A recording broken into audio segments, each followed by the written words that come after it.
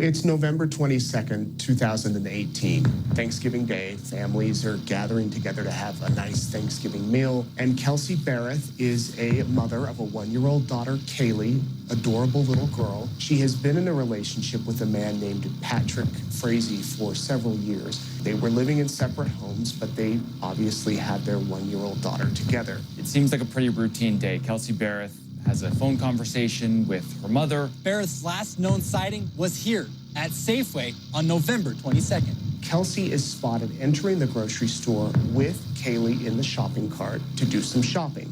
That's the last moment that Kelsey Berreth is seen. Patrick says that the two met up to exchange their daughter. He took custody of Kaylee, and then Kelsey disappears.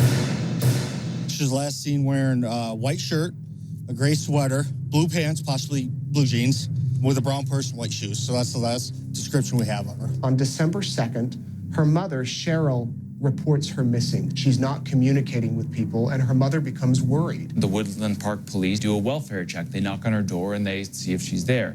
They notice that Kelsey Berreth's car is in the driveway, but there is no sign of her. They go inside and they find cold cinnamon rolls sitting on the counter, and that's what kicked off the entire thing. That's when they call Patrick Frazee. He essentially tells officers that it was on Thanksgiving that the two broke up, and they agreed to share custody of the child.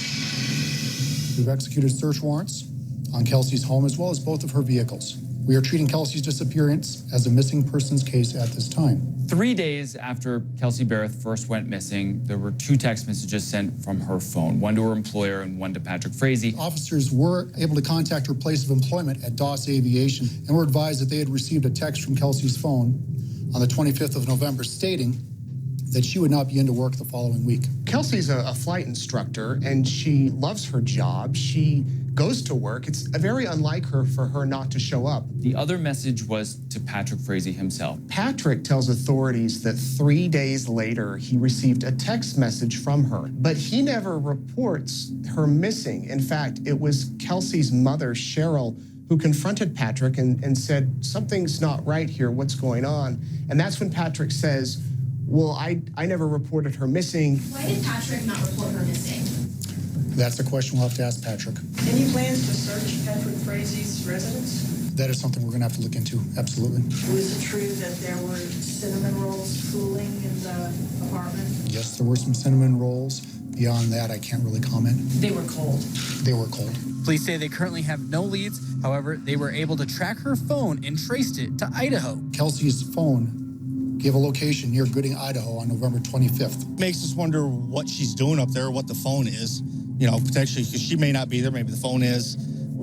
It's all stuff we're trying to follow up on still. Kelsey Berreth's phone pings 800 miles away in Gooding, Idaho. Very bizarre. Why would her phone be in Gooding, Idaho, when she's reported missing in Colorado? Does Patrick or Kelsey have any connections in Idaho? Yes, that's where Mom lives. Kelsey's parents do live in Idaho, but they don't live in Gooding. They live in northern Idaho, which is, again, several hundred miles away from where her phone is pinging. So people start wondering, did she come to Gooding, Idaho? Did she exchange her child with Patrick, get in the car and drive to Gooding? And why would she?